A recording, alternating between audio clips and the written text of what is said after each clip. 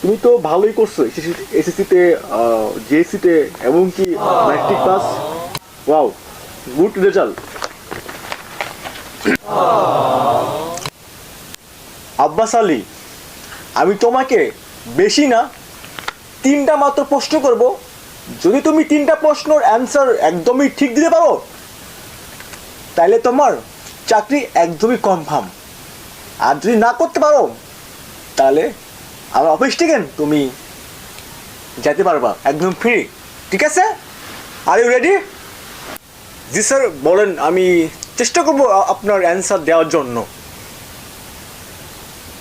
তাইলে আমার প্রথমে একটা প্রশ্ন হলো, তুমি তোমার জীবনে কয়টা প্রেম করছো? স্যার, আমার জীবনে আমি কোনো প্রেম করি নাই।